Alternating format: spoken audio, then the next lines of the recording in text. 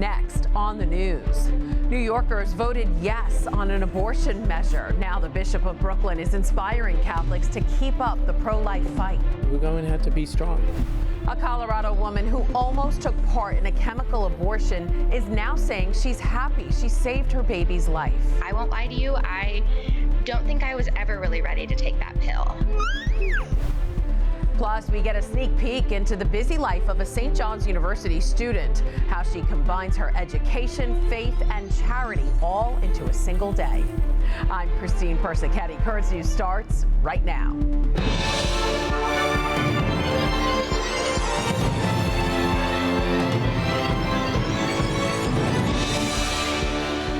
The pro-life fight starting anew in New York and around the country as abortion measures passed and failed in multiple states. Here in the Big Apple, the bishops warned New Yorkers about a proposal they called a wolf in sheep's clothing. Yet, more than 4 million New Yorkers, or 62%, voted yes on Proposition 1, officially cementing abortion on demand in the state's constitution. The measure also threatens to strip away the authority of parents when it comes to their minor-aged children, allowing the courts to make decisions on things like gender-affirming treatments and surgeries. Brooklyn Bishop Robert Brennan disappointed in Proposition 1's passing, but saying now the real fight begins.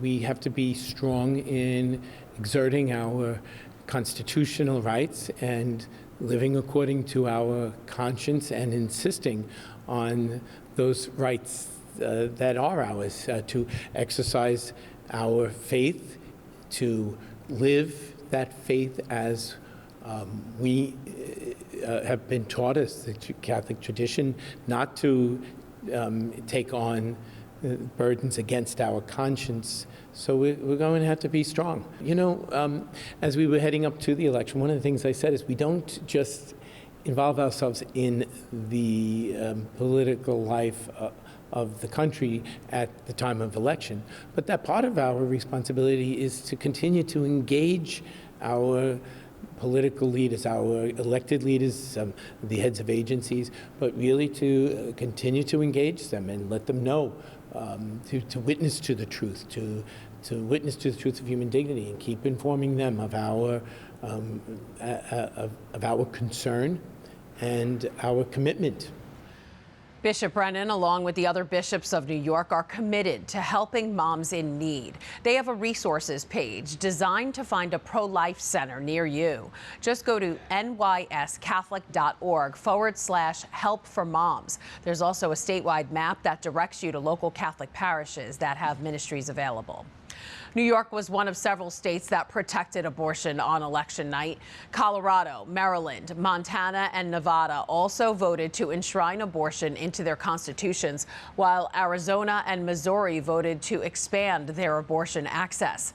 There were some pro-life wins. Florida and South Dakota both saw abortion measures fail, and Nebraska approved a measure that restricts abortion after 12 weeks of pregnancy.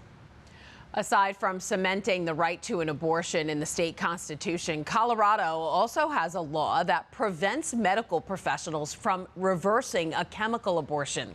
But one mom is speaking out about it after she says an abortion pill reversal saved her baby's life. McKenna Green joins us now. Hi, McKenna. Hi, so nice to be here. I'm glad you're with us. McKenna, so tell us your story. Why did you decide to take the abortion pill, and what made you change your mind after you did? Yeah, I'll be honest that I was overrun with just a multitude of emotions, right? I didn't think I was ready to have another child financially, professionally. My family dynamic, it didn't seem like I had the means to support another child. For that reason, I did decide to engage in that first pill in the chemical abortion process. And I won't lie to you, I don't think I was ever really ready to take that pill. In the days leading up, I kept overthinking, just convincing myself that I was making the right decision. But I will confidently say that at no point was I ever 100% that this was the right decision for me. Wow. You were fortunate to find a pro-life provider who gave you progesterone to reverse the abortion, and obviously it worked. I know you have a healthy baby girl. But now that provider could get in trouble for it. And while she's being investigated for violating the Nurses Practice Act, she's joined a lawsuit against the state. So it seems like it was easier for you to end the pregnancy than it was to keep it. Isn't that crazy that it is easier to obtain an abortion in Colorado than it is to receive the life-saving care to support mom and baby throughout that afterwards? I thought I was being punked when I heard that the first time, too. And so what do you hope happens now? Obviously, you want the law to change, but so does Colorado need to do more to support pregnant moms? Absolutely. Colorado is essentially telling me that my baby's life doesn't matter as much as the woman next door that needs progesterone to support, her risk of miscarriages. It's the same exact drug. And they're essentially telling women in my position that our lives or our baby's lives mean less. And I absolutely hope that Colorado is going to change this law and that providers like Chelsea can continue to offer this life-saving care, as that's kind of why she became a nurse, is, to help people. So. Absolutely. Well, McKenna, thank you for telling your story. McKenna Green, mom of a healthy baby girl, thanks for being with us. Thank you. For continuing coverage of the fight for life, don't forget to read pro-life paper, The Tablet. You can find all the latest stories and more on thetablet.org. On Thursday, the Diocese of Brooklyn remembered the faithful clergy who have returned to the Lord. Bishop Robert Brennan, along with dozens of priests, family, and friends, celebrating a mass in memory of the deceased at the Immaculate Conception Center in Douglaston, Queens. They prayed for the souls of 17 priests and deacons from the Diocese of Brooklyn who died between November 2023 and October 2024, like Father Richard Zook, who served as a chaplain in prisons. The liturgy giving comfort to his loved ones as Bishop Brennan reminds them, we will meet again. The brother priests all remember those who have passed. When Richard was buried, there were priests there at the cemetery as well, and it was just really, really beautiful, something he would have done if he had lived to do it. It was lovely. It was very moving. I was brought to tears a couple of times. The homily was beautiful. Bishop Brennan really touched upon a lot of good things they all did. There's a sense of love that binds us together. We don't lose that. But we also gather in faith, because if we don't believe that they're going to rise again, that they live after death, we'd be wasting our time. That's what the Bible says. At the end of the Mass, there was a special prayer and blessing for the former bishops of Brooklyn buried in the crypt of the Immaculate Conception Center. Over at St. Thomas Aquinas Church in Brooklyn, it was a Black Catholic History Month celebration. The Flatlands Parish held its annual Ambassador Praise Concert, which has been uniting the community through music, dance, and praise since 2018. This year's event, which included 3 different church choirs, celebrated Black Catholic culture and served as a fundraiser for an upcoming mission trip for the Youth Leadership Ambassadors program. Established 15 years ago, the program encourages young people in the diocese to serve as role models in their parishes and communities. The young leaders plan to go to Belize next summer. Meanwhile, in Flushing, high schoolers got the chance to have a rare meeting with the Bishop of Brooklyn, which included a little Q&A. Following their 9:30 Mass last Sunday, 40 teens and 20 parents sat down with Bishop Brennan at the Education Center at St. Paul Chong Ha Sang Church. The teens got to ask him about everything from his daily challenges as bishop to his life outside the church. Even parents got some questions in, asking the bishop about his vision for the diocese and supporting young people's faith in college. Overall, it was an hour-long conversation that church officials say created a warm and welcoming atmosphere. Speaking of keeping the faith through college, one St. John's University student is determined to help others, even with her busy course load. While Julia Gonsalves admits her days are pretty packed, she says it's her duty as a Catholic to do everything she can for her parish and her fellow man. Cars News' Katie Vasquez has her story.